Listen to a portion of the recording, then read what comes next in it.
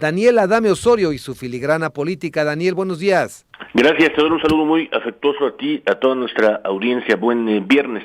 Yo creo que también una de las cuestiones que hemos revisado del proceso electoral del domingo anterior, que hacíamos una revisión, digamos, global, y quizá en estas horas también, a propósito de la versión que hay de algunos actores, tanto en pro como en contra, del rol que han jugado justo en estas elecciones las oposiciones,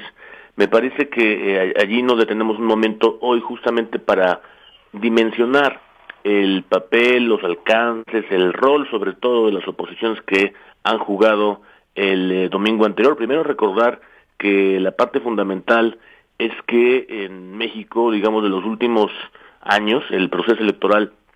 ha corrido en donde más o menos, si recordamos, 7 de cada 10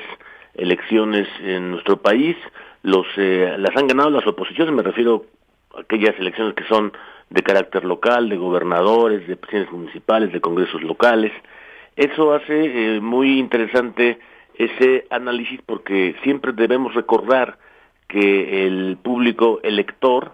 decide básicamente en función de cuando hay una candidatura de un partido, de una coalición que se presenta por primera vez. Y es el caso precisamente de lo que ha hecho Morena, que por supuesto es una victoria, eso ya lo dijimos la vez anterior, sobre la cual no vale la pena seguir ahondando a propósito de que se trata, es verdad, de un triunfo muy importante del presidente López Obrador, pero también es justo en la dinámica de la elección decir que en la mayoría de los casos, siempre cuando se trata de un partido nuevo o de una coalición nueva, como es el caso, es lógico en esa parte que el elector se decida por una opción que no ha tenido, digamos, ninguna oportunidad gubernativa. Ese es el primer punto que debemos siempre considerar. El segundo me parece también que es muy importante el que en general la capacidad de evaluación de los gobiernos, pues hay que esperar a que termine ese ciclo. Reitero, el caso de Morena, si vemos por ejemplo el caso de Baja California, ha sido la primera elección que ya pudo renovarse, pero fueron nada más un periodo, recordamos, de 2 años, y allí ya se terminó el ciclo y se evaluó. Es el único caso de todos los que han presentado en digamos, en la perspectiva de esa coalición. Hay que esperar hasta que termine ese ciclo para el que fueron electos, en el caso concreto de Morena, para ver los resultados y entonces valorar si van a ser otra vez electos o desplazados, como ha sido el caso de muchísimas elecciones de gobernador, que nos lleva al tercer punto, que es precisamente que tienen una lógica muy distinta los casos de la renovación de alcaldes, de congresos locales y sobre todo de gobernador, responden a lógicas mucho más regionales, de sus problemáticas vecinales, comunitarias,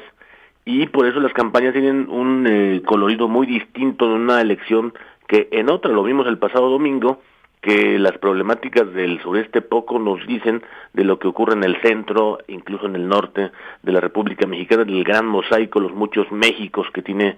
nuestro país, y deben atenderse precisamente a esa perspectiva para poder entender las victorias y las derrotas. También en el cuarto punto me parece necesario decir que hay en México una perspectiva de largo plazo de lo que hay que observar sobre, por ejemplo, el fenómeno ya propiamente dicho de las coaliciones,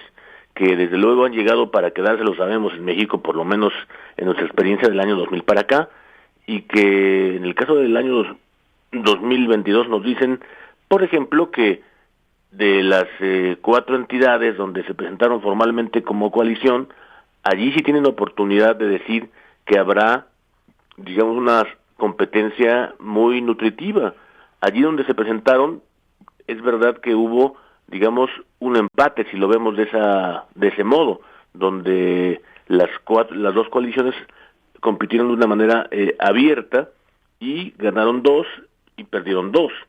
Entonces hay una competencia política, digamos, muy interesante, muy distinto al caso de las otras 2 entidades que se fueron cada uno por su propia perspectiva de partido, y entonces se configuró otro resultado. Eso también es necesario apuntarlo para poder entender y no perdernos en esa lógica. Y finalmente yo creo que la otra parte de esta victoria, que yo así la considero, no necesariamente del partido, sino del presidente, es justamente porque hicieron una campaña nacional todos los candidatos de esa coalición, poniendo sin duda por encima la parte de las identidades, pero reflejadas en el fenómeno, en el personalismo de la figura principal de su partido y no en las problemáticas locales. Quizá también ese apunte es el que nos hace falta reivindicar para la causa de las oposiciones. No hay que olvidar que al final siempre de una competencia política y sobre todo de una democracia hay que considerar que lo más valioso que tiene una democracia para ser funcional, auténtica, libre, es que siempre haya oposiciones en crecimiento y sobre todo que la calidad de la democracia siempre depende de la calidad de la oposición, así que poco favor hacemos si no atendemos a todos estos factores para entender que la lógica de una competencia auténtica es que haya dos actores en disputa, no que estén de acuerdo. Justamente el fenómeno del desacuerdo y de la incertidumbre es lo que debe prevalecer, Teodoro.